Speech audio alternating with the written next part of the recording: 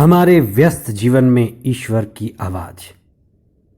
हम जिंदगी में कैसे कार्य करते हैं। जो कार्य महात्मा गांधी और सुकरात जैसे लोग कर रहे थे और इन कार्यों को करते हुए उन्हें पता था कि उनका निकट भविष्य खतरे में है। उनके शरीर को कभी भी कहीं भी नुकसान पहुंचाया जा सकता है, लेकिन वे दूरदृष्टि महात्मा थे जिन्होंने यह तय कर लिया था कि गेहूं का दाना तो गिरकर मर ही जाएगा, लेकिन 100 गुना फल लाएगा। पास्का का 6वां सप्ताह 24 मई 2022 मंगलवार। पहला पाठ प्रेरित चरित अध्याय 16 पद संख्याएं 22 से 34 तक और संत योहन का सुसमाचार अध्याय 16 पद संख्याएं 5 से 11 तक। कहा जाता है कि नारी को निकट दृष्टि का विशेष वरदान मिला हुआ है। नारी घर में, परिसर में, निकट परिवेश में रहने वाले और होने वाले सब चीजों पर अधिक ध्यान देती है और वह निकट में घटने वाली घटनाओं को अनुमान भी लगा लेती है। यह उसका विशेष वरदान है। वहीं पुरुष निकट भविष्य की बीमारी से ग्रसित होता है।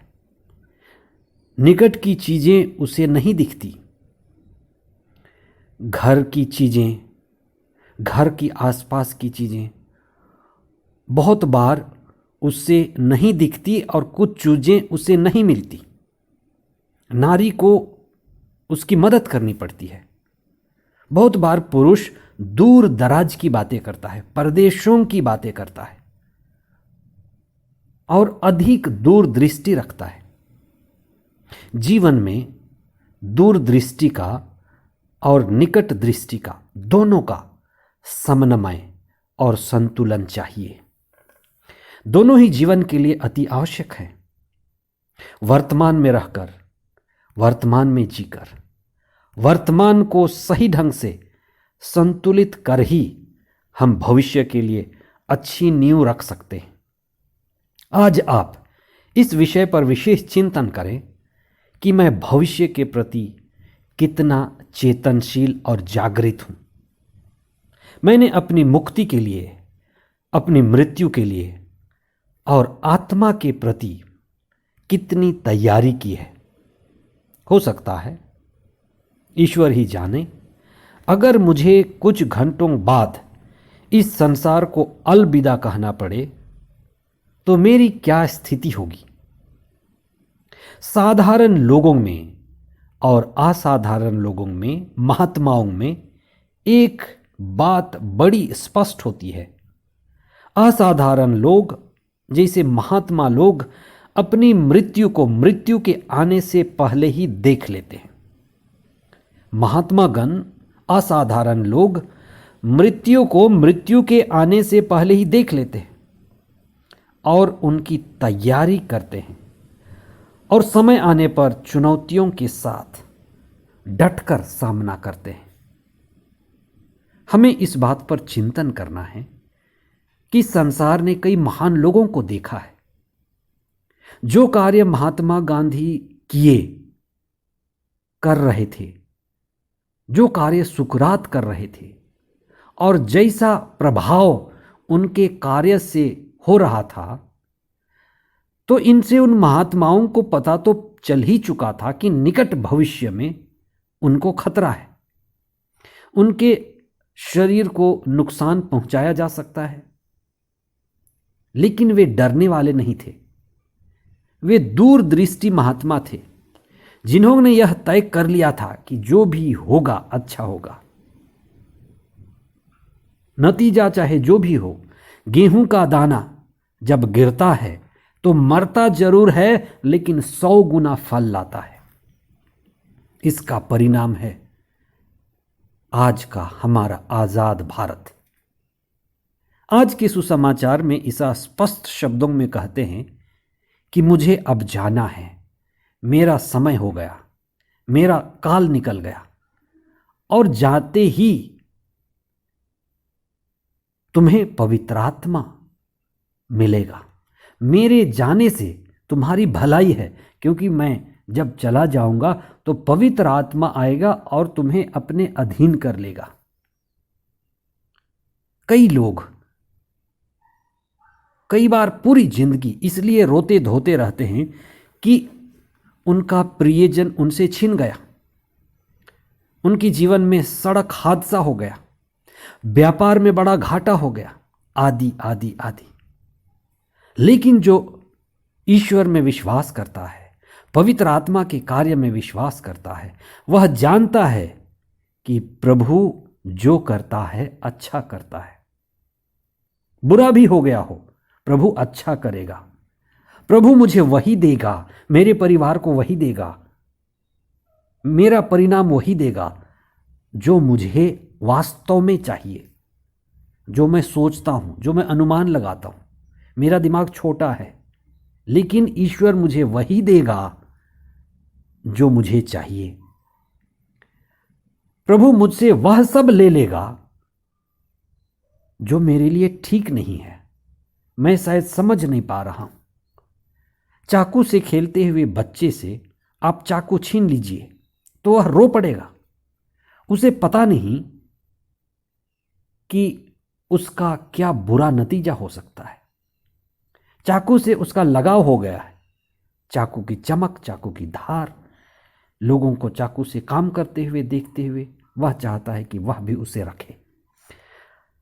हमारे सारे रिश्ते, हमारी सारी योजनाएं हमारे लिए तो सही हैं, सही मालूम पड़ती हैं, लेकिन बहुत बार ईश्वर को सही मालूम नहीं पड़ती, सही नहीं कही जा सकती। अतः हमें जीवन में समर्पित होने सीखना है, हमें जीवन में समर्पण सीखना है। हमारी माताएं हमें बचपन से सिर झुकाना सिखाती हैं। कम से कम जब हम बड़े हो जाएं, सिर झुकाने का मतलब है ईश्वर की योजना को पहचानना और ईश्वर की मर्जी पूरी करना सीखना। इसीलिए ईसा ने कहा, हे पिता, मेरी मर्जी नहीं तेरी मर्जी पूरी हो। आज आप देखिए कि आप क्या ईश्वर की मर्जी पूरी करते हुए जीवन बिता रहे हैं। आज के पहले पाठ में हम संत पौलुस और सिलास को फिलिपी में भारी विरोध का सामना करते हुए देखते हैं। इस विरोध का सामना इसलिए उनको करना पड़ा क्योंकि वे भविष्य बताने वाले लोगों का दुकान बंद कर दिए। उस सेरोफनी लड़की जो भविष्य बताती थी, वास्तव में ये अपदूत का लक्षण है, अंधकार का लक्षण है। अब प्रभु यीशु के समय भी ये घटनाएं घट रही थीं और वे अपदूत कह रहे थे कि हमें पता है कि आप ईश्वर के भेजे हुए परम पावन पुरुष हैं। ये दुष्ट की, शैतान की उद्घोषणा थी। इसी तरह से पौलुस और सिलास के साथ भी हुआ। उस सिरफनी लड़की को चंगा करने का परिणाम था उनको जेल में डाल दिया गया। लेकिन जेल में वे ईश्वर की स्तुति और आराधना करने लगे। पवित्र आत्मा की उपस्थिति का और प्रभु यीशु के आज़ादी का यह प्रमाण था कि उनके बंधन खुल गए। ईश्वर जी उठे हैं और सारे बंधनों को वही खोलते हैं जो उनके बीच में उपस्थित हैं। अंत में जो हुआ, जेलर की मुक्ति, जेलर को जो मुक्ति का अनुभव मिला, वो सबसे बड़ी बात है। अंत भला तो सब भला। हमें मुक्ति चाहिए। आइए हम प्रार्थना करें कि हम अपने जीवन में दूरदृष्टि रखें, वर्तमान को सजगता से, चेतनशीलता से जिएं और प्रभु की उपस्थिति में कृपापूर्ण जीवन बिताएं। हे सर्वशक्तिमान पिता ईश्वर, हमें पवित्र आत्मा प्रदान कर जिसकी प्रज्ञा और प्रेम से हम अपने जीवन को, मसीही जीवन को योग्य रीति से जी सकें। हमें दूरदृष्टि प्रदान कर कि हम मुक्ति के लिए कार्य करें, मुक्ति की दिशा में गतिशील हों, और जीवन में जो भी कठिनाइयाँ आती हैं, सत्य के लिए, तेरी उपस्थिति के लिए, तेरे नाम के लिए हमें दुख उठाना पड़ता है, उसमें भी हम अपनी मुक्ति की छाया देख सकें। हे सर्वशक्तिमान दयालु पिता ईश्वर, हमें विश्वास, प्रज्ञा और आध्यात्मिक प्रगति प्रदान कर, जिससे हम पवित्र आत्मा के सानिध्य में रहते हुए अनंत आनंद और मुक्ति का अनुभव करें और दूसरों के लिए भी मुक्ति के माध्यम बने। ये प्रार्थना हम करते हैं हमारे प्रभु ख्रिस्त के द्वारा, आमीन।